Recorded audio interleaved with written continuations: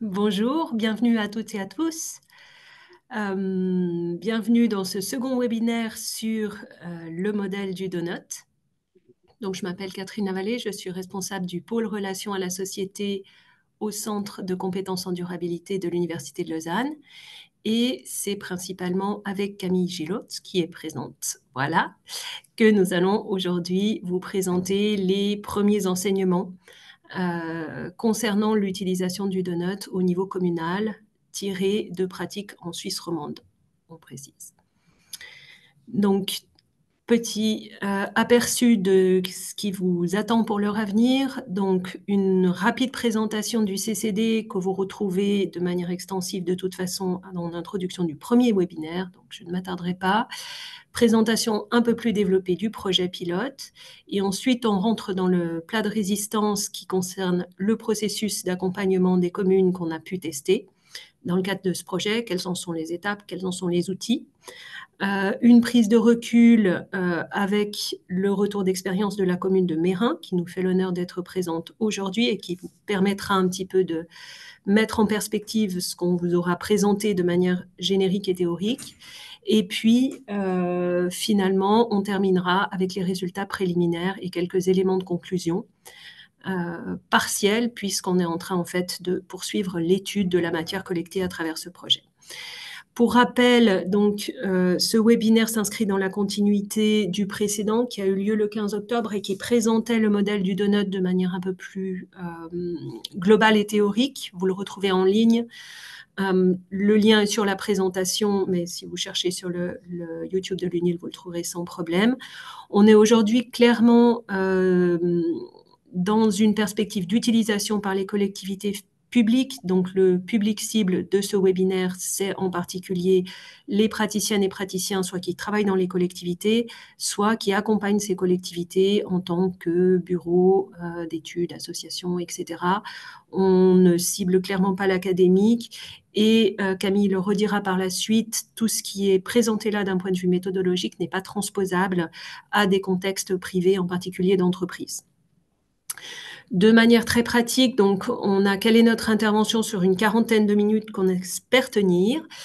Vous pourrez transmettre votre question tout au fil de la présentation à travers la fonction Q&R ou question-réponse selon la version que vous avez de Zoom, qui se trouve en bas à droite de votre écran, soit qui s'affiche directement, soit derrière le petit logo plus avec les 3 points, vous le trouverez là.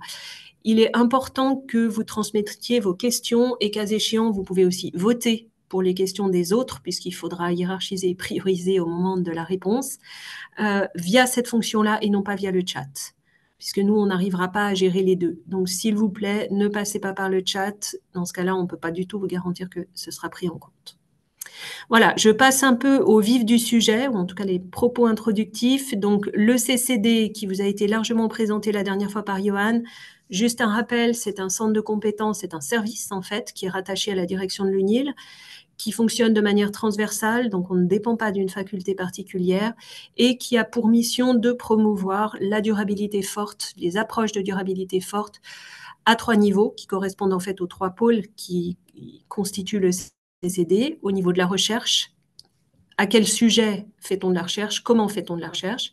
La formation à l'interne et à l'externe de l'UNIL, contenu de la formation et manière de faire de la formation, et relation à la société, c'est finalement répondre aux questions du terrain, je vais y venir un peu plus précisément, en s'appuyant sur les travaux de recherche pour aider la transition. L'ensemble de ces 3 axes de travail épaules, on travaille en s'appuyant en fait sur le campus comme terrain d'expérimentation, qui est un morceau de la société, du point de vue en tout cas du pôle relation à la société. Pour ce qui est du pôle lui-même, je ne vais pas m'attarder très longtemps non plus, mais simplement pour situer donc les buts le positionnement, si vous voulez, du pôle relation à la société du CCD, c'est vraiment de soutenir les actrices et acteurs de terrain, de la société, engagés en faveur de la durabilité sociale et écologique, à la fois en stimulant les collaborations avec la recherche et les milieux estudiantins, et puis aussi en favorisant la mise en réseau sur le terrain, puisqu'on reçoit des demandes diverses de partenaires divers. Notre but est de cibler quand même notre rapport d'expertise sur des thématiques qui ont un caractère transversal. Du point de vue du terrain, on dira inter ou transsectoriel ou par rapport au domaine d'action publique, si vous voulez, et puis inter, voire transdisciplinaire au niveau de la recherche. On accompagne certains projets, un nombre limité, vu nos moyens limités, de manière directe, et on choisit spécifiquement pour un accompagnement direct des projets qui ont une dimension exploratoire, c'est-à-dire qu'on ne les fait pas deux fois. On les fait une fois et on essaye à partir de là de formaliser des méthodes et des outils qui permettront une duplication dans des contextes plus ou moins approchants. Et le but étant ensuite évidemment de diffuser publiquement les enseignements qu'on tire, les méthodes, les outils à travers des webinaires comme aujourd'hui, des formations un peu plus développées, des événements, des publications, etc. Voilà, donc j'en ai fini de l'introduction générale. Je passe la parole à Camille pour le projet pilote. Merci Catherine, j'espère que vous m'entendez bien cette fois. Alors le projet pilote, il a consisté donc à accompagner trois communes en parallèle dans l'utilisation du donut comme instrument d'action publique. Donc ces trois communes que sont Meyrin, Vevey et Eorcières, elles représentent un échantillon assez diversifié tant dans leur taille que dans leur expérience et niveau d'avancement en matière de politique de durabilité. Elles ont notamment des ressources humaines et financières qui sont très différentes l'une et l'autre, mais elles ont un objectif final qui est relativement similaire de l'ordre de la production d'une politique stratégique interservice sous forme de politique de durabilité ou de programme de législature. Donc, on vous présente aujourd'hui les premiers résultats après une année de travail, au cours de laquelle on a testé un processus d'accompagnement relativement similaire entre toutes les communes, mais évidemment adapté à chaque contexte. Il y a deux mandataires qui ont été impliqués en plus du CCD dans ce projet, dont un avec lequel nous avons travaillé en binôme avec Orsières. Et au total, c'est environ 45 employés ou élus qui ont participé à la démarche sur les trois communes. Donc tout au long du projet, on a testé des méthodes pour mieux comprendre finalement dans quelles conditions et dans quelle mesure et à quelles conditions le donut peut être une approche pertinente pour accompagner la transformation des politiques publiques et des pratiques territoriales de durabilité. Ça, c'était vraiment notre question de recherche qui était au cœur de du processus. Alors ce projet pilote, il vient s'intégrer dans la continuité de nos travaux avec le Donut depuis plusieurs années. Il a commencé au printemps-été 2024 et la première phase s'est achevée au printemps-été 2025. Donc aujourd'hui, on vous présente des perceptions de premiers résultats qui ne sont pas du tout consolidés, mais qui pourraient néanmoins être utiles à celles et ceux qui veulent peut-être reproduire des choses similaires. Et justement, ça nous permet de dire deux mots, de compléter en fait la posture du Centre de compétences en durabilité et du Donut, qui a déjà commencé à esquisser Catherine finalement. En tant qu'organisation qui utilise le cadre conceptuel du Donut et organisation d'autant plus académique, on utilise le modèle du donut dans une approche où on tente de maintenir au maximum son intégrité, donc c'est-à-dire l'ambition initiale du projet de Kate Raworth, qui est un outil de durabilité forte. Donc pour cela, on suit les lignes directrices du réseau international DEAL, donc le Donut Economic Action Lab, on s'autorise aussi nos propres innovations méthodologiques et conceptuelles, comme vous allez le voir, et on restitue, on partage l'expérience, les apprentissages, notamment à travers le webinaire qu'on a aujourd'hui, donc qui est dont les apprentissages sont probablement uniquement applicables au contexte des collectivités publiques, comme l'a évoqué Catherine tout à l'heure. Alors, on commence le vif du sujet avec le processus type d'accompagnement qu'on a mené auprès de ces trois communes. Donc, voici le processus simplifié qu'on a suivi dans ces trois communes. En réalité, il y a eu beaucoup plus d'étapes, de sous-étapes, d'ateliers, puis c'était pas toujours dans le même ordre.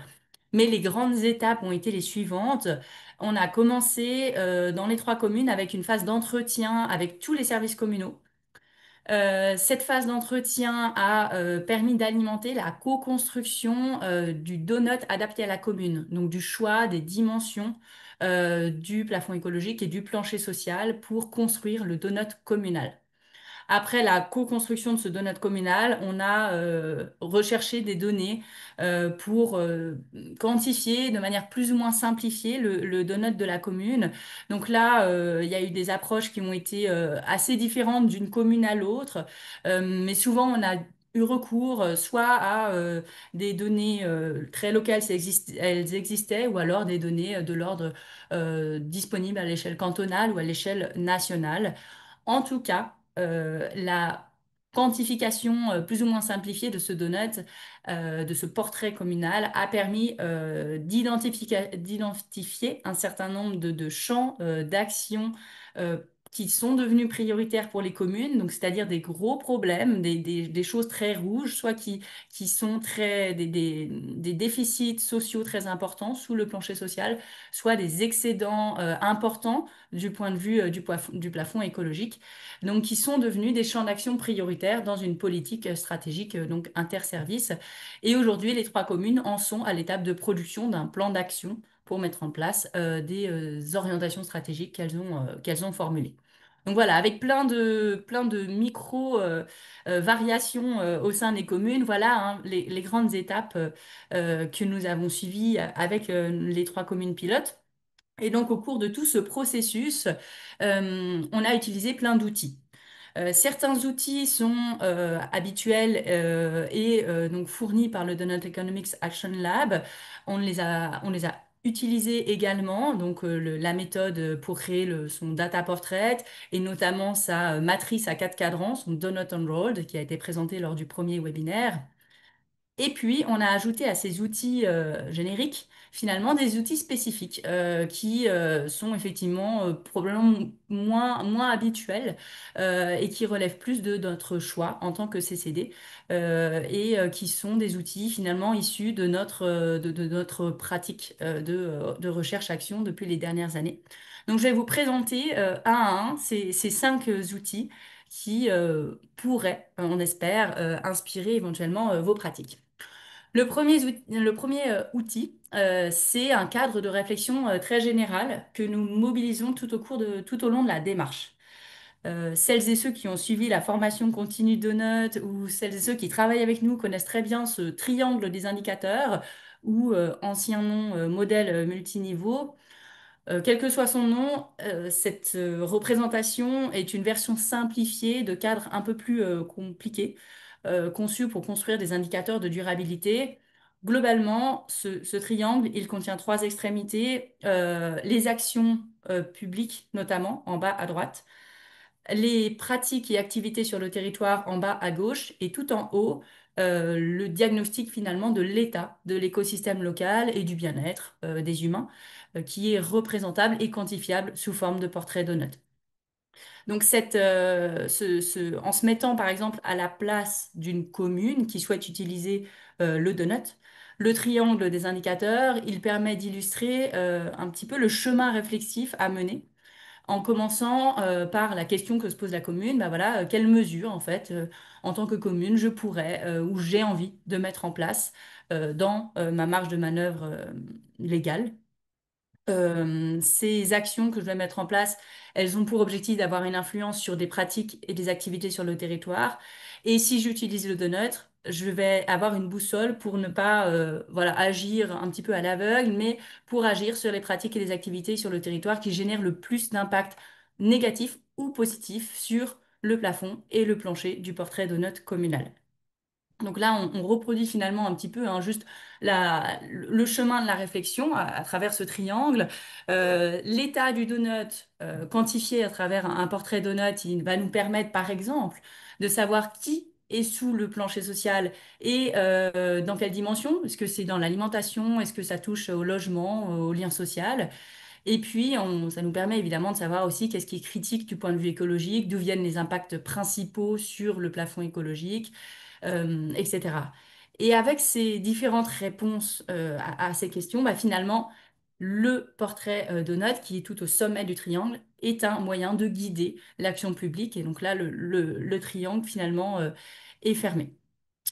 Donc ce triangle, il permet de penser l'action publique orientée par l'impact, c'est-à-dire orientée par les impacts qu'on attend sur les pratiques qui elles-mêmes ont des impacts sur l'état du donut. C'est aussi un cadre de réflexion qui permet de construire un processus par étapes adapté au contexte communal. C'est un triangle qui permet de choisir des indicateurs pour le tableau de bord de la durabilité. Qu'est-ce qui va rentrer dans le sommet du triangle, à savoir le portrait de note, et qu'est-ce qui va être d'un autre ordre qui est important à mesurer mais qui ne sera pas, par exemple, dans le portrait. Et puis, ça permet d'explorer, comme on a pu le voir à travers l'exemple que j'ai donné, euh, les chaînes de causalité pour guider l'action publique. Donc ça, on pense que c'est un outil qui est assez central, hein, dans le processus qu'on met en œuvre et dans les éventuels résultats produits. Deuxième outil clé, les entretiens bilatéraux au tout début de la démarche. Pour chaque commune, chaque chef de service a participé à un entretien bilatéral avec une personne du CCD. Cet entretien, il a duré à chaque fois 1 heure ou plus, et il a permis d'introduire au rythme de chacun, de chacune finalement, le donut et sa version notamment déroulée sous forme de matrice à 4 cadrans, et donc l'approche systémique associée. Finalement, on pense que ces entretiens, ils nous ont permis de recueillir beaucoup d'informations. Déjà, de recueillir des informations sur le degré de sensibilité aux questions de durabilité des différents chefs de service, mais aussi des informations sur le degré de réception au projet, à la démarche en général, pour éventuellement ajuster le processus. Ces entretiens, ils ont également permis de recueillir des informations importantes sur l'action communale en fait en cours, les projets en cours, sur les enjeux locaux très spécifiques, dans l'objectif de d'alimenter la co-construction du contenu du donut communal. Troisième outil important qu'on a mobilisé, c'est finalement des ateliers de co-construction du plancher social. Donc là, dans les 3 communes pilotes, cela a pris la forme d'un atelier de 3 heures minimum, avec un maximum de chefs de service et ou élus participant à cet atelier.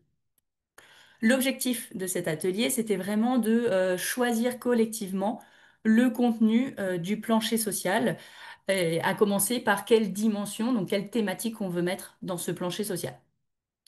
Et donc, du coup, au cours de ces ateliers, on a pu introduire des éléments théoriques que nous pensons aussi très importants dans une démarche de notes, qui sont les outils 4 et 5 en réalité.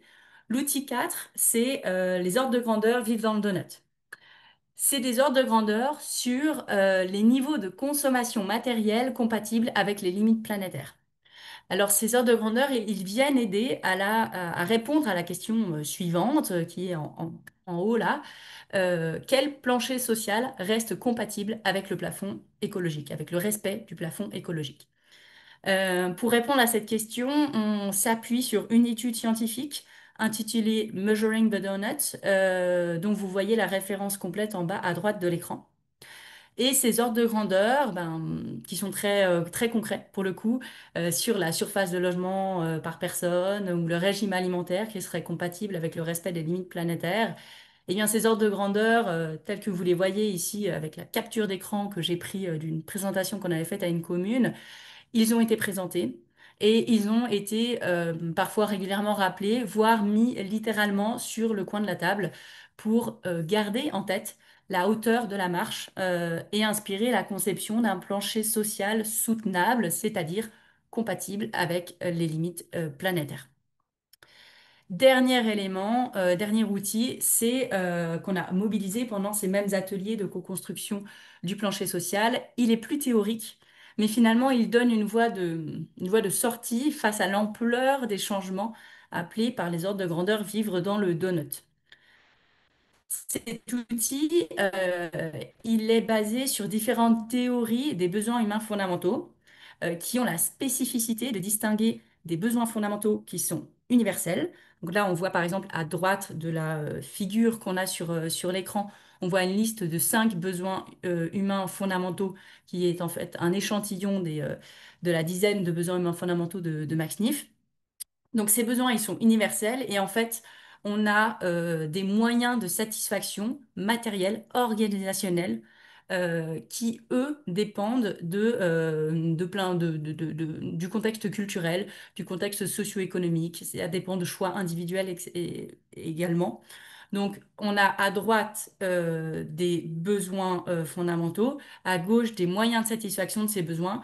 Et en fait, on a entre ces deux éléments une pluralité de moyens de satisfaction qui viennent comme ça se répondre à des besoins humains fondamentaux.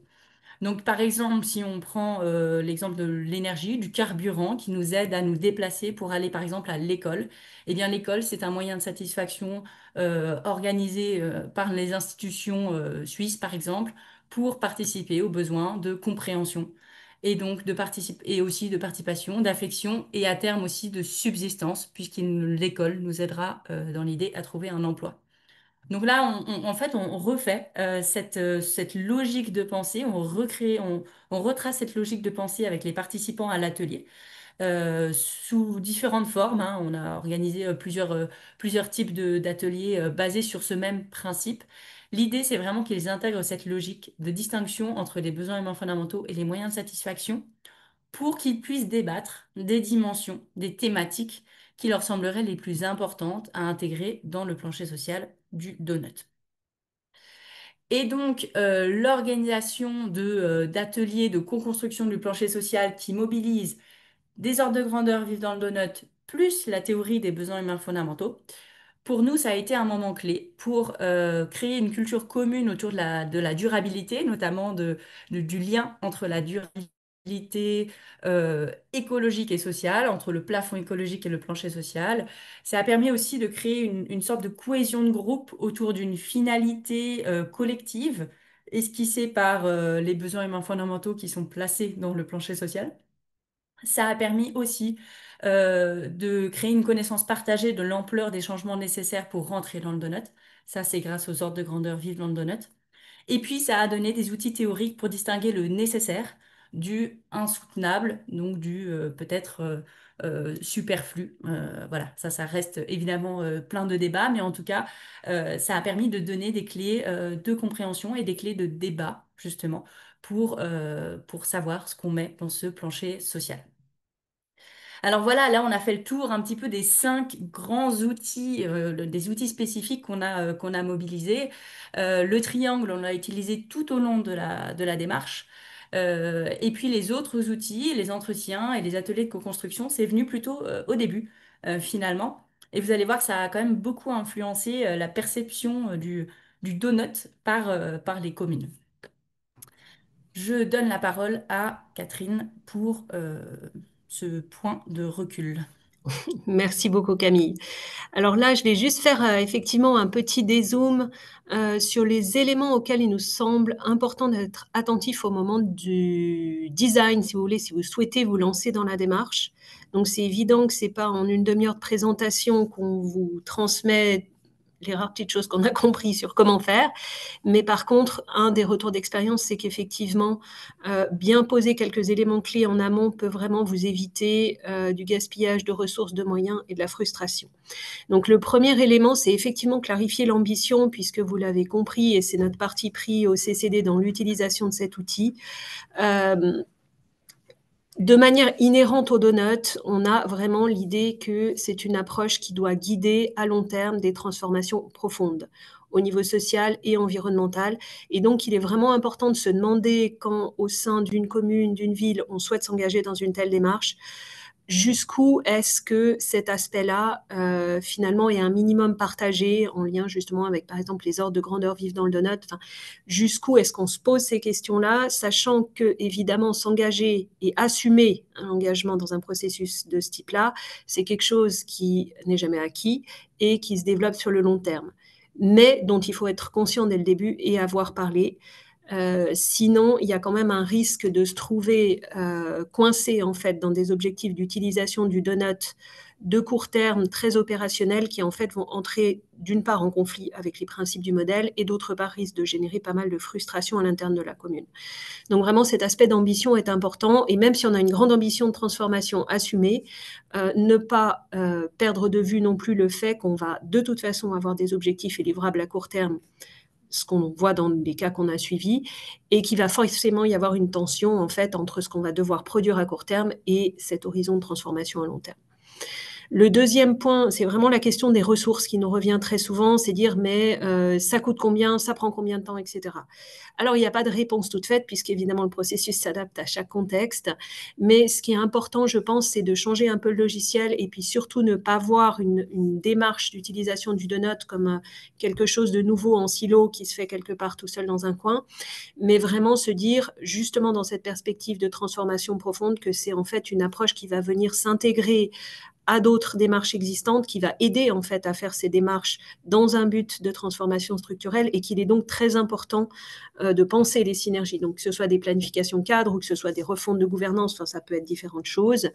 De même pour le temps nécessaire, ça va nous prendre combien de temps? C'est vrai que c'est quelque chose, pour que ça s'ancre, il faut que les personnes à l'interne de la commune, et j'insiste là-dessus, même s'il y a un accompagnement externe, prennent le temps de s'approprier la méthode, les outils, d'intégrer les compétences. Mais en fait, le temps absolu à consacrer, en plus de tout ce qu'on fait par ailleurs, n'est pas forcément si énorme si on arrive à faire jouer les synergies avec l'existant et surtout si on arrive à trouver le bon rythme de travail, qui en fait est difficile à placer dès le début souvent. Ça veut dire qu'il faut avoir une certaine flexibilité, commencer à fixer des temps de travail à un certain espacement, puis on va se rendre compte que peut-être tout le monde n'est pas rentré dans la barque, ou au contraire qu'on avait prévu trop de temps. Donc avoir de la flexibilité à ce niveau-là, c'est vraiment essentiel. L'autre aspect, c'est effectivement, alors les compétences, derrière l'aspect compétences, c'est on va mobiliser des gens, on va mobiliser des savoir-faire, on va mobiliser des heures de travail, et notamment du point de vue d'une nécessaire équipe de pilotage technique au sein de la commune. Là, je pense qu'un des retours d'expérience qui est vraiment très net chez nous, c'est que adoptant, en s'impliquant en fait dans cette démarche dont le donut est presque un prétexte, si on exagère un petit peu, pour aller vers des transformations profondes, bah en fait, on permet une acquisition de compétences qui sont utiles à ces personnes et à la commune dans son ensemble, bien au-delà des questions de donut. Donc c'est aussi une idée de dire, mais c'est pas juste des heures que vous mettez dans le donut, c'est des heures que vous mettez au service d'une transformation qui va se dérouler sur le long terme et qui fait monter les compétences dans votre commune. Le troisième point sur lequel je ne vais pas trop m'attarder parce qu'en fait, on a Dario qui intervient juste après pour la commune de Mérin et qui vous donnera une très belle illustration, mais c'est évidemment les enjeux de gouvernance à 3 niveaux au moins. D'abord, le projet lui-même, il faut quelque chose de fort, ça c'est sûr, au niveau politique, au niveau technique. Ensuite, de manière plus globale, au-delà de l'équipe de pilotage, au sein de l'administration communale, puisque c'est quand même une démarche qui va toucher plus ou moins toutes les politiques publiques à terme. Donc, comment est-ce que on fait percoler tout ça? Comment est-ce qu'on fait discuter les gens? Comment ils peuvent se saisir de ça? Comment ils gèrent ça dans leur temporalité et leur projet? Et puis, évidemment, même si nous, on n'a pas beaucoup de recul encore, il y a toute la gouvernance en lien avec le territoire. Et donc, comment est-ce que de l'interne de la commune, une fois qu'on a ancré l'approche, on va commencer à aller discuter avec les parties prenantes du territoire? Et là, c'est aussi un gros morceau pour lequel, voilà, nous, pour l'instant, on n'a pas encore le retour. Et puis le dernier point, c'est les outils. Alors quand on parle d'outils, je ne parle pas tant des outils utilisés pour la phase d'ancrage que Camille vous a présenté il y a quelques minutes, que des outils d'aide à la décision. Parce que souvent, on a une grande attente, même c'est là un peu la demande initiale, on voudrait un outil d'aide à la décision basé sur le donut, de même que beaucoup d'outils d'appréciation de la durabilité. Et là, le message, c'est de se dire, ben, des outils, il y en a déjà beaucoup. Certes, on peut sûrement arriver à faire des outils d'aide à la décision avec la logique donut, mais il ne faut pas que ce soit le but premier, il faut que ça vienne dans un deuxième temps et il faut vraiment décliner ça à chaque contexte pour que le moyen ne devienne pas la fin et qu'on ne se trouve pas dans un risque de dévoiement en fait de l'approche et des outils, puisque par définition, les outils qui existent aujourd'hui sont relatifs et non pas basés sur les approches absolues que porte le donut. Voilà, je passe maintenant la parole à Dario pour la commune de Mérin, que je remercie infiniment d'être avec nous et qui va nous partager son expérience. Merci beaucoup, Catherine. Merci, Camille. J'espère que vous m'entendez bien. Donc, je m'appelle Dario Poroli. Je suis responsable de projet énergie au sein du service de l'urbanisme, des travaux publics et de l'énergie pour la ville de Mérin. Et voilà, je vais vous donner quelques mots sur d'où on vient. Alors, si on peut passer à la slide suivante. Donc, Meyrin, on a été labellisé Cité de l'énergie en 2002. Et pourquoi je parle de cette labellisation, c'est que ça reste quand même un peu un fil rouge sur la question de la durabilité, vue à travers le prisme de l'énergie, évidemment. Avec cette première labellisation, donc en 2002, on était la première commune genevoise à être labellisée Cité de l'énergie. On a obtenu le petit plus Gold Cité de l'énergie en 2014. Et donc, pendant cette première partie, au niveau du territoire, il y a un comité Agenda 21 qui s'était aussi instauré, qui est devenu une association Meyrin Durable, une association d'habitants, et qui donc a pris le relais aussi pour soutenir toute une série d'actions dans la durabilité sur le territoire. En 2017, il y a une volonté donc politique de se renforcer sur les questions de gestion durable à l'interne de l'administration, ce qui a débouché en 2019 avec une nouvelle fonction, une responsable du système interne de gestion durable, donc ce qu'on appelle SIGD, et ce qui donc on a aussi initié fortement les questions de durabilité par l'exemplarité, par voilà, qu'est-ce qu'on peut déjà faire à l'interne de l'administration. En 2022, on avait un nouveau réaudit Cité de l'énergie, et là, donc, se sont aussi renforcées des questions de transversalité à l'échelle de l'administration, vu que le nouveau poste du système interne de gestion durable répond au secrétariat général. Et moi, je suis rattaché à un service de l'administration au sein de l'urbanisme. Donc voilà, on sentait que ces questions de transversalité se renforçaient de plus en plus aussi avec le service de l'environnement. Et tout ceci en 2023 a débouché sur bah, voilà, comment est-ce qu'on a maintenant une gestion durable sur le territoire et non plus au niveau que de l'administration. Et une cellule opérationnelle s'est donc instituée avec le secrétaire général, le service dans lequel je travaille et les solidarités et cohésion sociale. Et on a pu ainsi avoir l'appui du conseil administratif pour débuter le projet afin d'aboutir à une politique de durabilité qui a été approuvée en avril de cette année. Si on passe à la slide suivante, on va un petit peu plus en détail sur ce processus qui a permis d'aller beaucoup plus loin sur les questions de durabilité forte.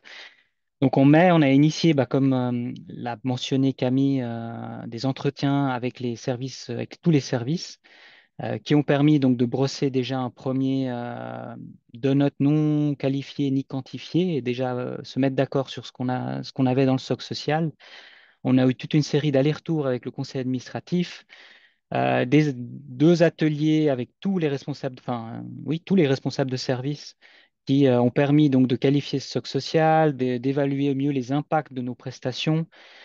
Ensuite, il y a eu tout un moment pour récolter des indicateurs afin d'arriver à ce premier portrait de Meyrin a vu le jour tout au début de cette année, autour de janvier-février 2025. On a pu donc le présenter au conseil administratif, identifier en parallèle quels allaient être les champs prioritaires, et on a pu définir 8 axes stratégiques et différents objectifs pour cette politique de durabilité qui a finalement été validée, comme je le disais auparavant, en avril par le conseil administratif.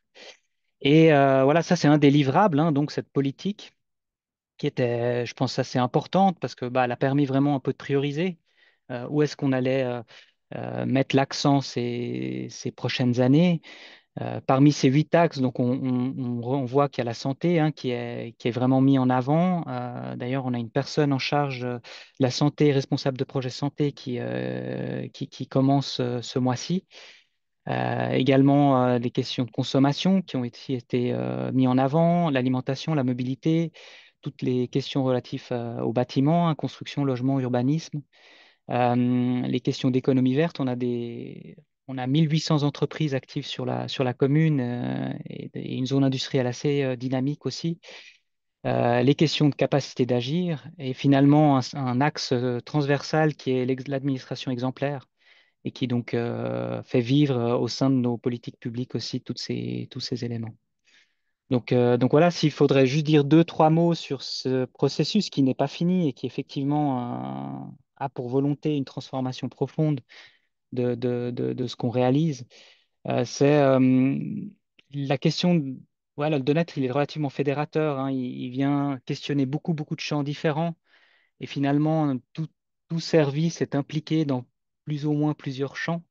Et donc ça, c'est vraiment quelque chose, je trouvais, qui a aidé à faire aussi mieux comprendre le processus. On ne parlait pas que de climat, comme on peut le voir de temps en temps, mais on parlait bien de beaucoup, beaucoup d'autres thématiques.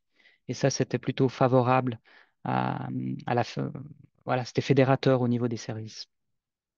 Donc voilà, merci beaucoup. Merci beaucoup, Dario, pour ton témoignage. J'espère que tu auras un petit peu de temps pour répondre aux questions à la fin.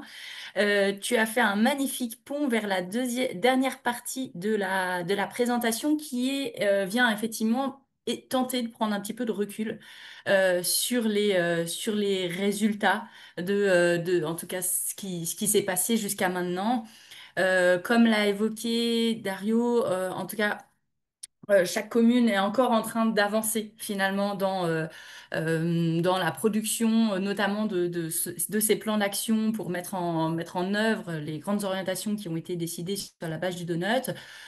On ne dispose pas encore de recul suffisant, je dirais, sur le processus qu'on vous a présenté pour vous présenter des résultats très consolidés, mais on a recueilli des témoignages un peu à chaud des communes en juin dernier qui peuvent déjà transmettre des premières perceptions des bénéfices de la démarche et des points d'intention à prendre en compte.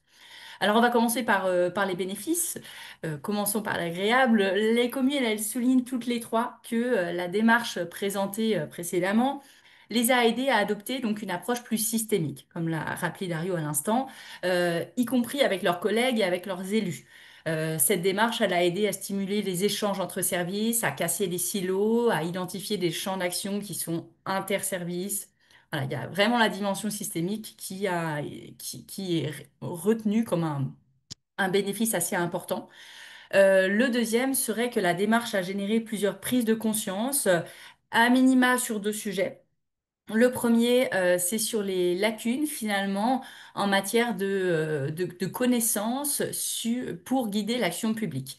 Par exemple, l'exercice de quantification de l'état de satisfaction des besoins humains fondamentaux, donc l'état finalement du plancher social des différents donuts, notamment à Mérin, a été un élément déclencheur pour une prise de conscience sur le fait que finalement, les communes ne connaissent pas si bien leur public, notamment les publics les plus précaires, qui devraient peut-être être les plus aidés par les communes. Une autre prise de conscience est sur l'ampleur des changements de comportement à opérer pour rentrer dans le donut. Et ça, on peut évidemment penser que c'est grâce aux ordres de grandeur vivent dans le donut que cette prise de conscience a opéré. Autre bénéfice que n'a pas mentionné Dario, mais qu'on a vu apparaître dans la politique de durabilité, c'est l'introduction de nouveaux principes d'action publique et notamment l'introduction d'un principe autour de la sobriété ou du faire moins qui passe par une forme de renoncement qui est un principe d'action publique qui n'est pas en tout cas habituel dans les politiques de développement urbain, comme leur nom l'indique. Donc ça, c'est une nouveauté, probablement un des bénéfices du processus que nous avons testé. Au côté des bénéfices, on a évidemment plusieurs points d'attention. C'est un processus qui est chronophage, qui a demandé du temps, qui a pu générer du retard ou des complications par rapport à l'agenda politique. C'était un processus qui est également gourmand en ressources humaines, notamment au sein de l'administration, comme l'a souligné Catherine. Et c'est un processus qui nécessite de la flexibilité et des adaptations constantes pour finalement garder l'ensemble des acteurs nécessaires dans la barque, de les garder dans le processus. Et donc, cette adaptation constante, elle peut générer évidemment un inconfort de la part des pilotes de projet et des difficultés à planifier le projet, surtout lorsqu'il faut mobiliser des personnes aux emplois du temps très contraints, comme les élus ou les chefs de service. Autre point d'attention, il faut souligner que les outils que je vous ai présentés précédemment, probablement qu'ils sont pour quelque chose dans les bénéfices, dans les résultats plutôt positifs du projet, mais ils ont de l'autre côté intégré une grande complexité théorique qui a pu faire peur, qui a pu générer un sentiment de perdre du temps, de ne pas être dans l'opérationnel, qui a pu voilà, générer peut-être plus de réticence. Dans une des communes, on a même dû vraiment ralentir le rythme, ajouter un atelier vraiment centré sur le plancher social pour restimuler l'intérêt de la majorité des parties prenantes pour la démarche. De plus, le processus qu'on vous a présenté pour l'instant, comme vous avez pu le voir, il est limité à l'interne de la commune. Alors ça, c'était un choix stratégique pour vraiment assurer une forte appropriation de la démarche, d'abord en interne de l'administration, avant d'ouvrir aux acteurs du territoire. Mais pour l'instant, c'est sûr que c'est une limite de la démarche qu'on a pu mettre en place. On n'a pas de participation des acteurs du territoire pour l'instant. Et enfin, certains facteurs sont ambigus. Ils ont été mentionnés à la fois comme des avantages et des inconvénients. Alors là, je vous ai mis seulement un échantillon, hein, mais on a eu recours, par exemple, à des approches simplifiées pour la qualification plutôt du coup du portrait de notes de la commune, avec parfois le recours à des informations intersubjectives qui ont été décrites parfois comme un avantage, parfois comme un inconvénient. Et puis, c'est un projet qui, comme vous le savez, a été porté par un acteur académique et ça, en tout cas, ça n'a pas eu un impact neutre et parfois ça a été mentionné comme un avantage et parfois comme un inconvénient. Et puis nous, évidemment, si on prend du recul et qu'on se pose la question par rapport aux limites du processus qu'on a testé, on a une question qui demeure pour l'instant et qui demeurera encore un petit peu puisque les politiques publiques mènent du temps à être mises en œuvre. Mais c'est finalement, bon, bah, quelles mesures concrètes hein, sortiront de ce projet et est-ce qu'elles seront à la hauteur des enjeux. Voilà, je passe la parole à Catherine pour la conclusion de notre webinaire. Merci beaucoup. Alors, quelques éléments brefs de conclusion pour qu'on ait un peu de temps de discussion. Donc, la première chose, c'était toujours au stade préliminaire où nous en sommes, quels sont un peu les éléments clés qui font des conditions a priori plutôt favorables pour une utilisation intéressante du donut. Les deux premières conditions sont fortement liées. La première, c'est le portage, c'est-à-dire avoir un portage à la fois donc technique, vous l'avez compris, au sens où il y a vraiment besoin d'une équipe. Moi, j'insiste de ne pas avoir une seule personne, mais d'une équipe qui est prête à passer du temps pour acquérir des compétences et des méthodes, mais aussi d'un portage politique qui permet de donner une légitimité à la démarche. Et il y a vraiment quelque chose d'itératif là-dedans, et vous l'avez bien vu dans les processus qui vous ont été présentés, que l'initiative vienne du technique ou d'un secrétaire général ou du politique, ben en fait, il y a toujours ce travail de navigation à faire valider, revalider et réimpliquer tout le monde tout au long. De manière plus large aussi, ben évidemment, impliquer toutes les parties prenantes. Donc là, pour l'instant, vous avez compris qu'on était interne à la commune. Donc, tous les services, tous les responsables de projet, tous ceux qui peuvent avoir un intérêt, quelle que soit la nature de leur travail, que ce soit très, très opérationnel à l'entretien des espaces verts, par exemple, parce qu'on a un énorme retour d'expérience terrain qui a une grande valeur, ou des chefs de service qui sont peut-être un peu plus loin de la pratique, mais qui ont une vision transversale qui peut être utile, avec le gros intérêt du donut qui permet justement de faire dialoguer des personnes qui, dans leur quotidien, ne travaillent pas forcément ensemble, pas forcément sur les mêmes matières et qui du coup arrivent à se retrouver et à partager des problématiques. Le troisième point, je l'ai évoqué tout à l'heure, c'est l'articulation avec les processus démarches existantes, projets existants. Donc plus on est ancré sur ce qui se passe déjà et mieux c'est, parce que de toute façon, ce qui se passe déjà est déjà de la responsabilité des gens. Ils n'ont pas l'impression que c'est en plus. Mais ce qui ressort aussi nettement de la comparaison des cas qu'on a pu accompagner ou observer, c'est que lorsqu'on a des démarches de transformation importantes qui sont en cours dans la commune, alors bien sûr, ça crée un contexte d'incertitude, mais dans un autre sens, c'est très favorable pour utiliser le donut comme instrument de transformation, notamment si on est en train de repenser la gouvernance, la gestion de projet, c'est vraiment des contextes très favorables. Un élément clé que vous avez compris, c'est la flexibilité dans le processus, comment on fait, à quel moment, avec qui aussi. Des fois, on oublie des gens, des fois, il y en a certains à qui on demande peut-être un peu trop. Donc, vraiment être capable d'adapter ça et d'accepter le fait qu'en fait, quand on s'engage, en tout cas au début, on ne peut pas être certain du résultat, parce que par définition, on se projette dans des résultats qui correspondent au monde dont on veut plus, si je caricature un petit peu.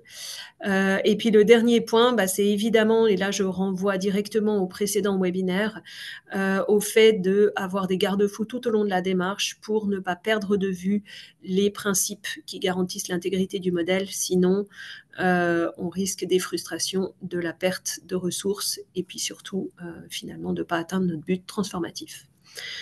Dernier point, c'est plutôt pour vous annoncer, nous, ce qu'on continue à faire et qu'est-ce qui viendra peut-être par la suite, les axes de travail qu'on poursuit.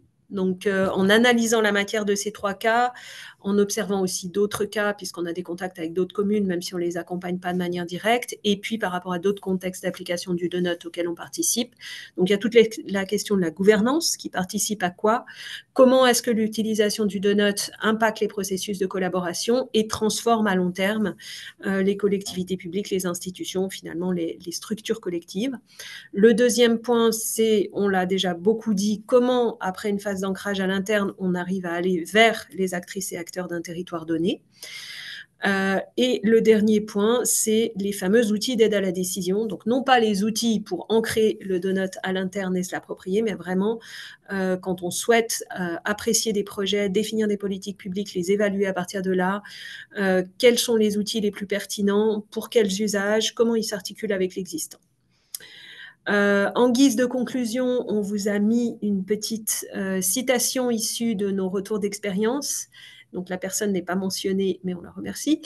Donc d'une de nos 3 communes qui nous explique que quand on commence à rentrer dans le donut, et bien finalement on se rend compte que la durabilité c'est tout et que c'est toute l'action communale. Et c'est vraiment ce message, je pense, qu'il faut garder, c'est-à-dire avec ce lien entre le plancher social et le plafond écologique, et que donc forcément à un moment on se sent un petit peu perdu, mais nous aussi, rassurez-vous, tellement ça touche toutes les activités de l'administration. Et alors là, on se dit, mais par où on commence? Tout reste à faire.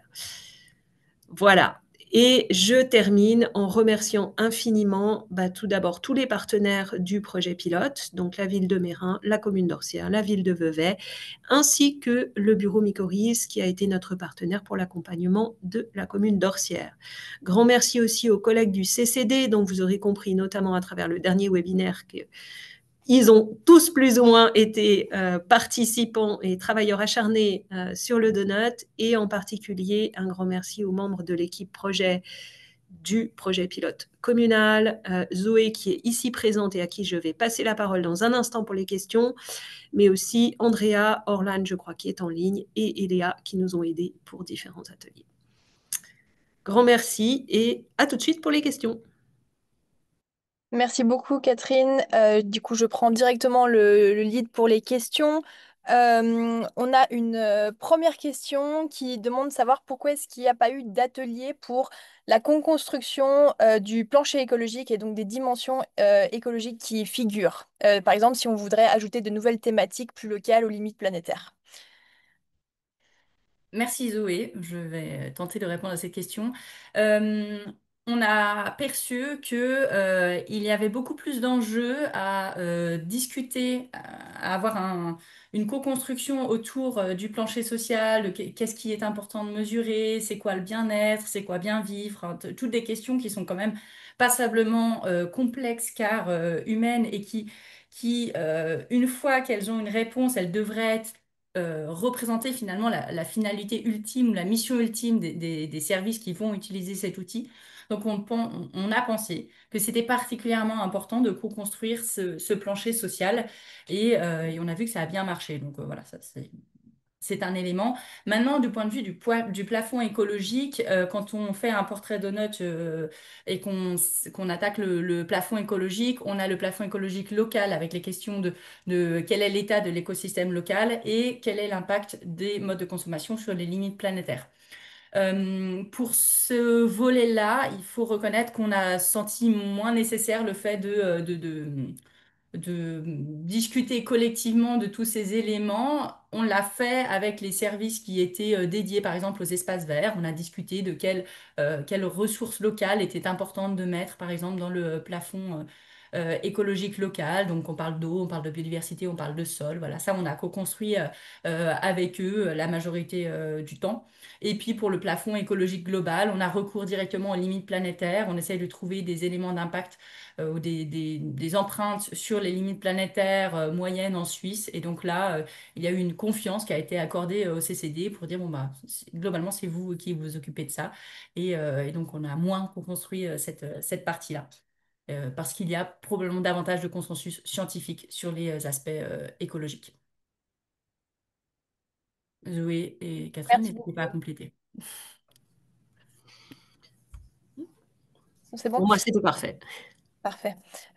Merci beaucoup. Ensuite, on a deux questions qui vont un peu dans le même sens, qui concernent l'intégration de la population locale. Et donc, de savoir, par exemple, quelles seraient les étapes les plus propices pour faire cette intégration. Et une question de savoir si ça avait été fait, notamment à Vevey, et s'il y a des retours sur cette expérimentation.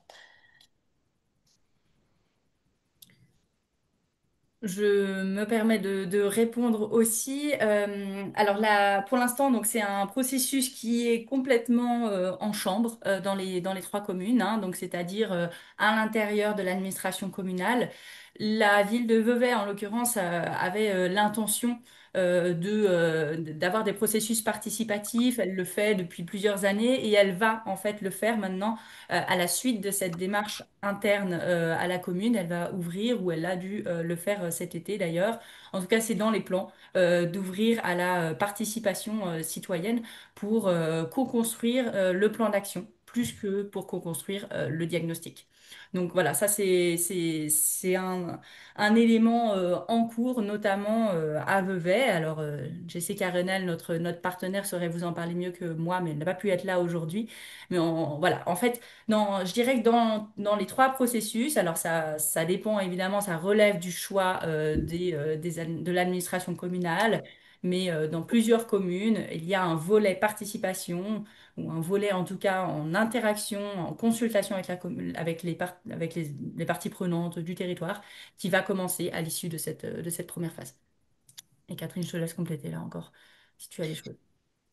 Non, j'ai pas spécialement de complément là-dessus, si ce n'est pour souligner que nous, du point de vue du CCD aujourd'hui, on n'a pas d'expérience à ce niveau-là, Mhm. et en tout cas pas dans le cadre des projets de notes, et que la petite qu'on peut avoir dans d'autres contextes montre qu'en fait c'est quand même très très dépendant de la réalité communale, de la taille de la commune, des antécédents, des manières de procéder.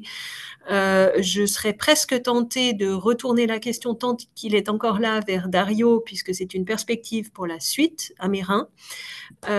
Et peut-être aussi d'ailleurs d'y grouper, si je peux me permettre, Dario, la question sur les obstacles, parce qu'il y avait une question sur les obstacles rencontrés. Donc je pense que nous, le point de vue CCD, on en a évoqué un certain nombre à travers la suite de notre présentation, puisque la question est venue tôt. Mais je pense que ça pourrait être intéressant, Dario, pendant que tu es encore là, que tu nous fasses un petit retour peut-être sur ces éléments-là. Mhm. Merci.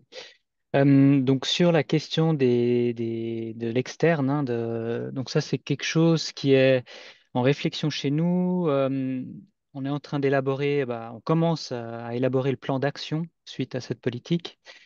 Et il y a l'objectif dans ce processus-là d'aller voir déjà les parties prenantes proches, les associations avec lesquelles on est euh, beaucoup en contact, les acteurs du terrain qui sont pas formellement dans l'administration, mais avec qui on a beaucoup d'activités en commun. Donc là, voilà, ça s'est initié avec ce premier groupe d'acteurs très proches et peu à peu, effectivement, d'élargir les cercles pour aller voir ensuite toute la population. Mais c'est vrai que c'est quelque chose qui nécessite d'être pris de manière assez fine étant donné la complexité quand même du modèle et puis voilà, des différents éléments qui peuvent aussi faire peur. Donc je pense que c'est important d'y aller étape par étape et puis de consolider chaque fois les parties prenantes qu'on a consultées pour aller voir celles d'après, quoi. Ensuite, la question des obstacles. Euh, bah, le- je sais pas si on peut appeler ça un obstacle, mais un des éléments qui est effectivement assez complexe, c'est comment est-ce qu'on fait suivre ce processus de transformation qui ne doit pas s'arrêter. C'est pas parce qu'on a eu des livrables, qu'on a des jolis documents, qu'on a une communication qui est bien ficelée. Voilà, c'est comment est-ce qu'on continue à faire vivre ce processus. Et là, je pense que c'est plutôt un défi pour lequel on n'a pas encore de réponse, hein. C'est tout récent, on a débuté en 2023-24. Donc c'est vrai que là, ça va nécessiter encore, je pense, une organisation aussi qui est en train de s'adapter. On met en place ce qu'on appelle des groupes de travail interservices permanents. Donc ça, c'est voilà, c'est comme son nom l'indique. L'idée, c'est vraiment de continuer à pouvoir avancer sur ces thématiques de façon interservice, sans que ça soit ressorti une fois tous les 4 ans lors du réaudit de l'énergie ou une fois tous les X années lorsqu'il y a telle ou telle priorité politique. Donc voilà, là, on est plutôt aussi dans ce défi. Sinon, ouais, effectivement, les obstacles, ils ont bien été je trouve, émis, et c'est ce qu'on partage aussi en interne. Super. Merci beaucoup. On a aussi une question pour avoir un peu plus d'informations sur la détermination du plancher social qui effectivement est bien différent d'une commune à une autre et la distance avec le plafond écologique. Donc j'imagine que c'est l'évaluation du plafond écologique et de l'éventuel overshoot et de savoir si ce serait possible d'avoir le résultat des donuts des trois communes. Alors sur les contenus précis, je pense que, en tout cas pour l'instant, les donuts restent des documents internes aux communes et elles seront libres de les diffuser quand elles le voudront. Donc là, par exemple, Dario, je pense que tu pourrais aussi répondre à la question de quand est-ce que le donut de Mérin sera diffusable pour éventuellement alimenter, aider les autres communes qui voudraient se lancer. Mais voilà, en l'occurrence, nous, je pense qu'on on tire des grandes conclusions qu'on vous transmet. Sur le détail du choix des indicateurs, je dirais que pour l'instant, on ne peut pas encore diffuser les donuts et que c'est encore dans les mains des communes. Donc, par rapport au contenu du plancher social des trois communes, il il varie un petit peu d'une commune à l'autre. Euh, on a dû trouver des données, parfois on avait des données qui étaient disponibles que dans un canton et pas dans l'autre. Donc du coup, voilà, on a utilisé, on a fait varier les indicateurs d'une commune à l'autre, mais il y a eu surtout des choix de co-construction dans le choix des différentes dimensions. Donc voilà, les planchers sociaux sont un petit peu différents et généralement, par contre, pour le plafond écologique, en tout cas le plafond écologique global, sauf si on avait une étude très spéciale type bilan carbone qui nous permettait de voir ben, voilà, les émissions de gaz à effet de serre actuelles de la commune par rapport à un plafond écologique qu'on pourrait déterminer scientifiquement, eh bien sur les autres dimensions écologiques, on a un peu toujours les mêmes indicateurs et puis c'est des moyennes suisses qui nous permettent d'avoir une idée de la hauteur de la marche, du niveau de dépassement et donc de prendre, voilà, de prendre les mesures nécessaires derrière. Est-ce que j'ai à peu près répondu à la question d'après toi, Zoé? Oui, je pense que tu as couvert un peu les différents points, mais je laisserai la personne. Peut-être Oui, Oui, pardon. Hilario, pour ouais. compléter par rapport à, il ne faut pas hésiter à nous écrire un mail pour si vous avez besoin de plus d'informations. Je pense moi, je parle sous le contrôle de la responsable du pôle durabilité, mais qu'on pourrait partager la politique dans laquelle apparaît justement le donut. Après, c'est vrai qu'on ne peut pas parler pour les autres communes, mais nous concernant, il ne faut pas hésiter à nous contacter par mail, c'est ce qu'il y a de plus simple. Et je vais devoir vous laisser. En tout cas, merci beaucoup pour ces échanges et à Merci tout beaucoup, bientôt. Hilario, pour ta présence et ton témoignage Merci. À respectueux. bientôt. À Merci. bientôt. Merci beaucoup. Ensuite, on a une question assez longue qui concerne les liens en fait avec le secteur privé, donc qui part du principe qu'il y a des liens forts entre finalement l'action communale et le secteur privé, que ce soit les entreprises ou les particuliers. Et donc la question, je vous la lis. Quels sont vos échanges, actions avec des initiatives privées et publiques concernant la durabilité en général et le donut en particulier? Je pense par exemple au Sustainable Switzerland Forum, E4S, Swiss Sustainable Finance et nombre d'autres. Soutenez-vous les communes dans leur communication avec le public secteur privé? Merci. Alors, je veux bien commencer. Ça fait beaucoup de questions en une, hein, pour être tout à fait honnête. Euh, alors, il y a effectivement un lien nécessairement à partir du moment où une commune qui a développé une approche de notes va souhaiter aller auprès des acteurs de son territoire. Ben là, on a des acteurs privés, ça c'est sûr, et ça fait partie du jeu justement de voir comment est-ce que cette approche pourrait trouver un écho. Comme on le disait tout à l'heure, pour l'instant, c'est quelque chose qu'on n'a pas expérimenté. Donc vraiment, cette vision de la commune qui va vers et comment le donut de la commune peut devenir un outil, c'est-à-dire un donut qui respecte les principes du donut, si j'ose dire. Donc là, aujourd'hui, on reconnaît le besoin d'aller vers et le fait que ça va arriver, mais pour l'instant, on n'a pas de retour. Et à ma connaissance, en tout cas, les communes avec lesquelles on a travaillé n'ont pas encore eu à l'utiliser dans ce contexte-là. comme je le disais en tout cas en introduction, nous, d'abord pour des raisons de limitation de moyens, c'est vrai que pour l'instant, nos projets Donut, nos accompagnements sont centrés sur des collectivités publiques ou des institutions ayant des missions de service public. On a laissé de côté la question des entreprises privées auxquelles il n'est pas possible par principe d'allouer une partie, si vous voulez, des ressources mondiales, donc pour lesquelles il n'est pas possible, et ça c'est quelque chose que le DIL, donc le groupe, si vous voulez, d'experts qui est garant du donut souligne bien, on ne peut pas quantifier un donut pour une entreprise privée. Donc du coup, c'est un autre usage. Je vous invite à regarder le site du DIL si vous voulez voir un peu ce qui est possible de faire à ce niveau-là. Mais voilà, donc ça c'est un premier point. Un deuxième point, c'est qu'effectivement, bah oui, on a des interactions plus ou moins ponctuelles avec les acteurs que vous avez cités. Alors un peu plus qu'au ponctuel avec IFORES.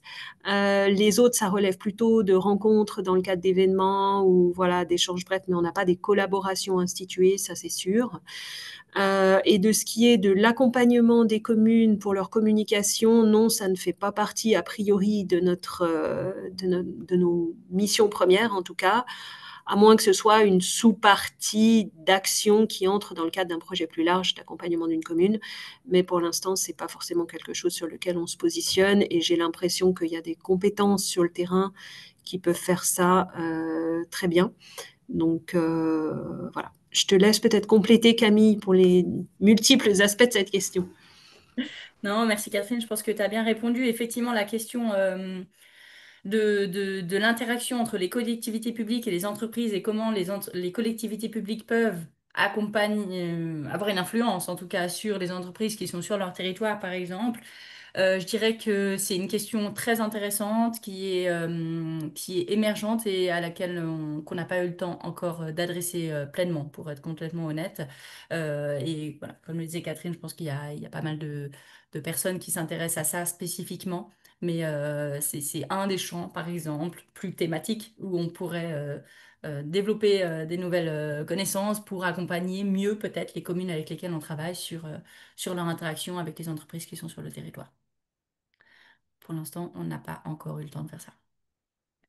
Merci beaucoup. Je me permets de vous signaler qu'il est 14 heures et un peu plus passé. Donc officiellement, le webinaire est terminé, mais on se propose de... Enfin, si vous avez des obligations par ailleurs, vous êtes libre de quitter ce webinaire, mais on se propose de rester encore un petit moment pour échanger autour des questions qui ont déjà été posées et pas encore répondues, et plus si nécessaire et si le temps le permet. Voilà. Donc, j'enseigne tout de suite avec une question qui a été posée précédemment concernant les défis qui ont été rencontrés au niveau de la gouvernance. Comment les relever et savoir s'il y a un processus qui a été suivi en début du projet pour justement ces défis concernant la gouvernance. Alors, je ne sais pas si je comprends très bien la question. C'est-à-dire qu'on parle des défis gouvernance que nous, on a pu soulever ou qui ont été soulevés et comment on les a repérés. Et comment est-ce qu'ils ont été relevés? Au niveau de la gouvernance, comment avez-vous relevé les défis rencontrés? Avez-vous J'allais dire suivi par un... la pratique, par la pratique de l'accompagnement. Je pense qu'il y a plusieurs aspects. De nouveau, Camille, je te laisserai compléter. D'abord, de souligner que les défis qu'on a pointés, c'est ceux qu'on a remarqués, nous, dans les cas auxquels on a participé. Donc, ils sont représentatifs du nombre très limité de nos cas, déjà, pour commencer. Qui sont issus effectivement vraiment du contact, de l'accompagnement direct. Donc là, c'est vraiment l'implication terrain qu'on sort ça et pas de publication académique. Processus initial, le processus initial, il n'y a pas eu un processus normé, si ce n'est le fait de prendre le temps. Je dirais à deux niveaux de bien cadrer la démarche au sein de la commune. Il y a d'abord le pré-cadrage qui détermine notre entrée en matière. C'est-à-dire qu'il y a quand même eu un temps important avant de conclure un contrat de partenariat, de mandat, de ce que vous voulez, de comprendre dans quel contexte on s'insérait, de qui il portait, de voir le calendrier, enfin ce qui se passe en amont de chaque démarche.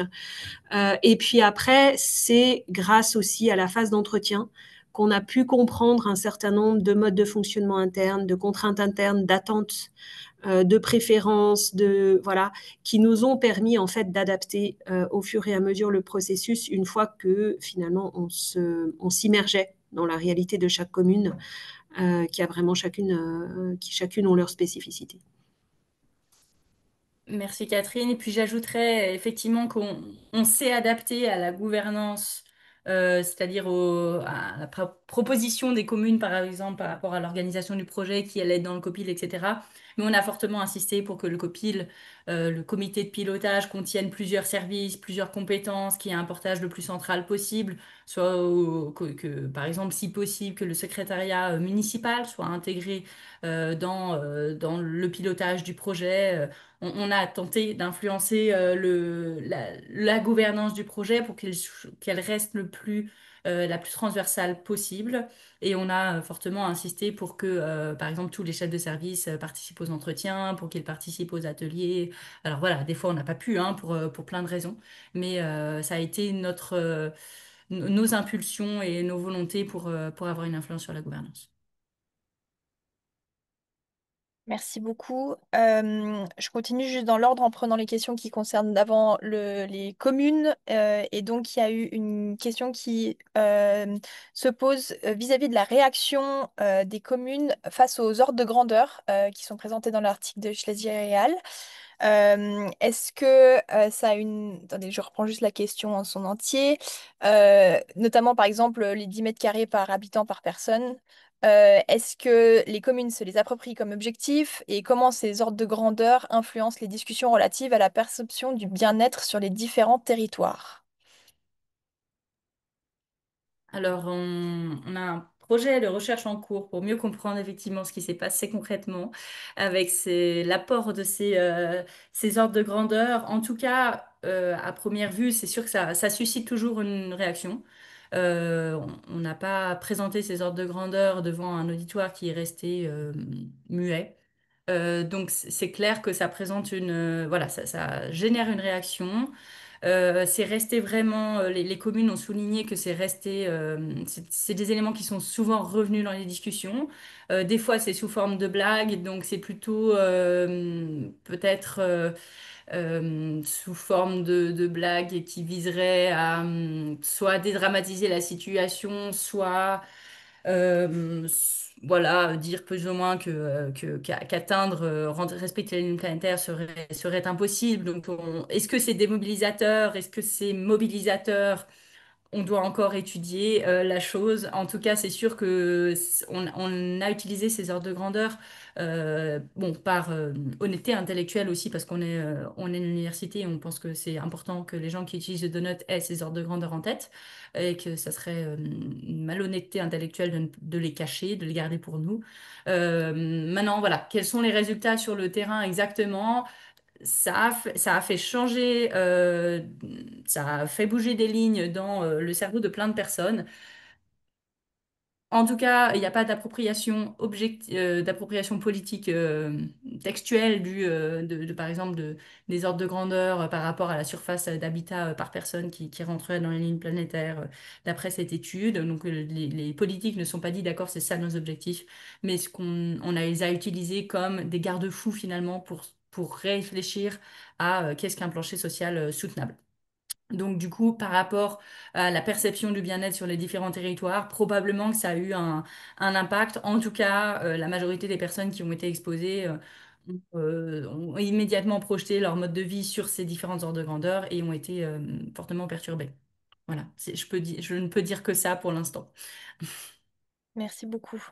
On a aussi une question qui concerne de savoir enfin, s'il y a des financements cantonaux qui sont prévus pour financer ce genre de processus. Si oui, lesquels et pour financer quoi? Alors, je ne sais pas s'il y a des représentants de canton. J'ai vu qu'il y avait des représentants de l'OCDC Vaud tout à l'heure qui étaient présents. À ma connaissance, en tout cas, il n'y a pas de financement spécifique pour ça. Donc, je laisserai chaque commune se tourner vers sa propre administration cantonale pour poser la question. Voilà. De toute façon, je pense que c'est une approche qui doit être, comme je le disais tout à l'heure, en fait, appropriée dans le cadre d'une démarche transformative qui va s'adosser à quelque chose qui préexiste, une refonte des politiques publiques, un programme de législature, une refonte des planifications, de telles planifications sectorielles, et peut-être qu'en fait, du financement, il y en a par un autre biais. Mais à ma connaissance, un financement fléché de notes, non. Et si j'étais provocatrice, je ne sais pas si ce serait souhaitable, mais à voir. Merci beaucoup. Toujours en lien avec le canton, mais un peu d'une autre façon. Il y a une question relative à la possibilité de tester le modèle. Donc, le modèle, il a été testé sur les communes. Et est-ce que le cadre conceptuel est adaptable sur un territoire plus vaste, par exemple l'échelle d'un canton? Merci pour la question et je réponds, c'est une question facile avec réponse facile. Oui, ça serait tout à fait adaptable hein, au canton. Voilà. Maintenant, est-ce que ça serait utile? Moi, je pense que oui, puisque une des questions qu'on a souvent, c'est quelle est la bonne échelle finalement pour faire un donut? On a l'impression qu'à l'échelle communale, ça a un potentiel, il y a un potentiel transformateur dans le fait d'utiliser cet outil. Maintenant, la quantification à l'échelle communale, elle est toujours compliquée parce que chercher des données à l'échelle communale, c'est jamais facile et on l'a vu avec nos trois communes. Euh, voilà, on avait peu de données finalement communales, on se retrouve souvent avec des données cantonales. Donc, avoir un donut cantonal qui montrerait, bon bah voilà, qui serait quand même une image plus précise qu'un donut de la Suisse, mais moins précise qu'un donut de la commune, une espèce d'échelle intermédiaire entre le national et le communal pour se dire, bon, bah, on a des données à l'échelle cantonale, ça c'est sûr qu'on en a beaucoup plus qu'à l'échelle communale, et ça nous permet de voir comment le canton dépasse son plafond écologique et quels sont les déficits du point de vue du plancher social dans le canton, et ça pourrait être un donut qui inspirerait des politiques à l'échelle communale, par exemple, se dire, bon, bah, notre situation, elle doit être à peu près proche de la situation du canton, on va agir sur telle ou telle chose. Donc ça serait une possibilité. Maintenant, on n'a pas eu de commande d'un canton pour créer un donut, et puis juste créer un donut comme ça, en tout cas, la Catherine, je pense que tu me rejoindras, créer une étude, faire une étude où on fait une quantification, si elle n'a pas vocation si le processus en lui-même n'est pas transformateur, au moins il faut que ça serve derrière concrètement des communes qui, elles, suivraient un processus plus profond. Mais peut-être que finalement, le fait de devoir constituer son propre donut et chercher ses propres données, quitte à ne pas en trouver, c'est peut-être plus transformateur que d'utiliser un donut tout fait au niveau cantonal. Catherine, je te laisse. Oui, oui, je reprends pleinement à mon compte ta dernière phrase. Euh, les retours d'expérience, bah, d'ailleurs, il y a eu le Grand Genève aussi au début de l'histoire, et puis les retours communaux, et puis les retours sur certaines institutions publiques. Je pense que ce qui est vraiment important, c'est le processus plus que le résultat. Et partir d'un résultat prémâché par d'autres, en fait, n'a à mon avis pas beaucoup d'intérêt parce que on ne comprend pas les liens en fait qu'il y a derrière. Pourquoi est-ce qu'on arrive à telle conclusion? Quels sont les processus territoriaux qui font qu'on dépasse à tel niveau? Et puis aussi, il y a tout le processus personnel d'intégration justement de ces fameux ordres de grandeur du donut, où en effet, à court terme, on ne sait pas vraiment ce que ça va donner, mais on a bien compris que ça posait quand même des graines pour un changement de logiciel dans nos cerveaux respectifs. Et donc, s'affranchir de tout ça, en fait, je pense que c'est rater l'essentiel du donut. Donc, mieux vaut faire un donut sans beaucoup de données, mais en prenant le temps de réfléchir ensemble à la réalité de son territoire, que d'aller transposer des choses qui viennent des autres et qui, en fait, vont pas forcément nous aider beaucoup. Mm. Bon, par contre, si le canton voulait s'appuyer sur un donut pour produire ses propres politiques, là, ça marcherait. Enfin voilà, je pense que la production en fait du donut doit être associée à la production de politiques publiques Mm. pour qu'on puisse faire tout le chemin de transformation. Bon, là, on vous parle de choses qui sont pas encore consolidées, hein, c'est plutôt des intuitions. Merci beaucoup. Il y a une question qui concerne le projet de recherche Strive qui a débuté à l'UNIL, dirigé par Julia Steinberger et incluant Timothée Paric. Je pose la question telle qu'elle est écrite. Donc, est-ce que vos démarches et vos cadres conceptuels sont complémentaires? Dans le cas où une collaboration pour monter un projet pilote était envisagée par une entité, leur approche serait-elle intégrée à la vôtre ou vos démarches sont-elles inscrites sur des voies différentes? Bonne question, très précise. Je pense que alors nos projets, bon, on est très au courant de ce qu'on fait l'un et l'autre. Je pense que le projet de recherche qui est intégré dans Strive est extrêmement pertinent.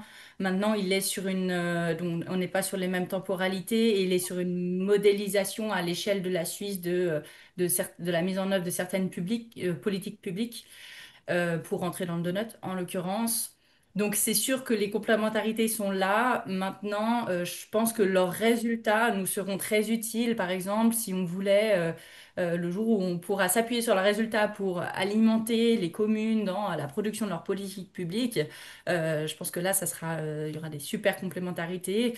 Nous, par ailleurs, on collabore avec eux sur sur la question de définition finalement du donut un peu de départ. Donc on a des collaborations maintenant, nos projets ils sont sur des temporalités différentes et avec une échelle quand même qui est pas tout à fait la même. Voilà, je pense que les complémentarités vont continuer et se renforcer. Maintenant, je dirais les projets sont pas tout à fait empilables les uns sur les autres, ou en tout cas, c'est pas tout à fait un puzzle qui pourrait se coordonner très très bien l'un avec l'autre facilement, quoi. Merci beaucoup. Maintenant qu'on a traité un peu les questions méta, je reviens à des questions qui sont arrivées après, plutôt sur le processus communal. Il y a une question qui concerne l'intégration des usagers des écoles, donc profs, élèves, parents, dans l'implémentation. Euh, oui, Merci. l'implémentation des données communaux. Donc. Catherine, tu veux répondre? Bah, à ma connaissance aujourd'hui, il y a deux aspects à la réponse. Il y a une première partie qui est que dans les communes avec lesquelles on a travaillé dans le cadre de ce projet pilote, à ma connaissance, à moins qu'on n'en ait pas été informé, il n'y a pas eu d'association de ce genre de partenaire pour l'instant à la réflexion. Donc du coup, on n'a pas beaucoup de choses à vous mettre sous la dent à ce sujet.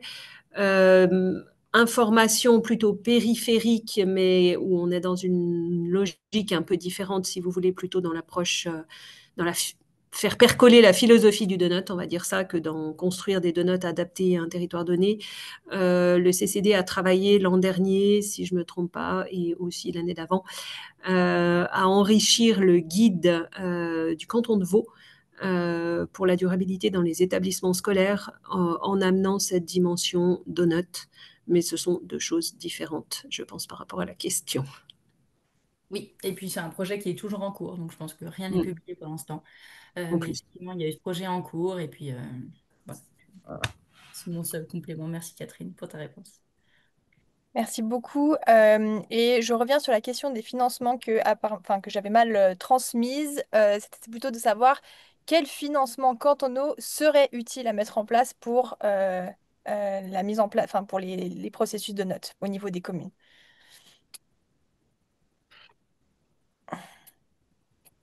C'est une excellente question, mais alors là, c'est assez difficile de dire parce qu'en fait, j'ai l'impression que selon les contextes, euh, la nature du besoin va pas forcément être la même selon les communes. Donc c'est assez difficile. Franchement, moi, je ne suis pas à même aujourd'hui de répondre à cette question, je pense. Par contre, je vais y réfléchir. Je ne sais pas qui l'a posée et je pense qu'elle vaut vraiment le coup d'être réfléchie. Mais je me permettais pas de me prononcer à la place des cantons. Par contre, partir de nos contextes et réfléchir un peu où est-ce qu'un soutien serait le plus pertinent, ça pourrait être intéressant. Et je dirais même que la réflexion mériterait d'être menée pas que sous l'angle du soutien financier. Je pense aussi au partage d'expériences, à des apports en compétences, à peut-être du temps qui pourrait être donné sur certains processus de planification où le canton attend les communes. Donc il y a pas mal à imaginer. Mais là, comme ça, à chaud, je dois dire que j'ai peur de dire des bêtises qui en plus vont être enregistrées pour les millénaires à venir. Donc je vais m'arrêter là. Mais Camille, si tu as des idées, n'hésite pas. Non, j'ai vraiment pas plus d'idées que toi, merci, mais on peut inviter la personne qui a posé la question, si elle travaille au canton, par exemple, à nous écrire, et puis comme ça, on pourra peut-être poursuivre une réflexion commune, avec grand plaisir. Très bien. Merci beaucoup. On a une toute dernière question qui concerne savoir comment est-ce qu'on a modélisé, donc créé la forme de deux notes avec les différents niveaux d'échelle, pour les différents portraits de notes, et est-ce qu'on a un logiciel ou un prestataire à conseiller? Alors, il faut savoir que j'ai fait tout ça sur PowerPoint et que c'est le sujet de nombreuses blagues avec mes collègues. Donc, du coup, non, je n'ai pas de prestataire pour... Enfin, voilà, on n'est pas passé par des prestataires, aussi parce qu'on était dans des processus où le donut changeait parfois toutes les semaines. Du coup, voilà, on a fait avec ce qu'on pouvait. Ma collègue ici, Zoé, utilise des outils de design beaucoup plus poussés que moi. Et voilà, donc il est possible d'utiliser un logiciel de dessin pour faire des donuts mieux que ceux qu'on a fait pour le projet pilote. Et blague à part, il y a beaucoup de travaux en ce moment pour essayer de créer des codes pour faire des donuts de manière un peu plus simple que de chacun prendre son propre outil de design graphique. Donc peut-être que bientôt on aura un code en en open source qui nous permettra de facilement dessiner des donuts. Pour le donut de l'UNIL, on était passé par une graphiste, mais vraiment une fois que le donut était vraiment terminé, qu'on voulait faire le rapport du donut de l'UNIL. Donc, je dirais que c'est pas des- c'est un travail où on doit régulièrement, en fait, le donut est un outil, le portrait est un outil de travail tout au cours de la démarche. Donc, comme doit apporter des modifications sans cesse, voilà, passer par un graphiste, c'est bien, mais probablement juste à la fin. Donc, j'ai pas de bonne réponse à ça, mais bientôt, on aura peut-être des nouveaux outils. Et avec ceci, si j'ai pas loupé de questions, je pense que vous avez répondu à tout. Super, merci beaucoup. Je voyais juste le rebondissement de Emilino sur sa question qui disait que effectivement, si elle comprend bien, les donuts ne sont pas comparables entre communes et qu'il y a une part de subjectivité pesée des intérêts dans la définition du plancher social. Et Émilie, vous avez tout à fait compris la situation. Effectivement, les donuts ne sont pas comparables vraiment les uns avec les autres. C'est pas vraiment l'objectif. L'objectif, c'est que c'est que l'administration communale et si possible les habitants d'ailleurs se retrouvent dedans. Nous, maintenant, on apporte une rigueur méthodologique à cette seule impératif opérationnel qui est de se rapprocher le plus possible des besoins fondamentaux pour essayer de produire un plancher social soutenable. Mais il y a toujours une part de subjectivité dans la construction d'un plancher social. Voilà, je crois que cette fois, on a fait le tour. Merci beaucoup, Zoé, d'avoir très bien géré ces questions. Merci beaucoup. Merci à toutes et tous. Je pense J'espère que que le nous webinaire pouvons. était intéressant. On a des très bons retours dans le chat que vous pouvez aller consulter suite à vos interventions respectives. Eh Eh bien, bien, merci beaucoup. On n'a pas encore de prochain webinaire de prévu du CCD, mais vous serez tenus au courant le cas échéant. merci à toutes et tous. À bientôt. Bonne fin de journée.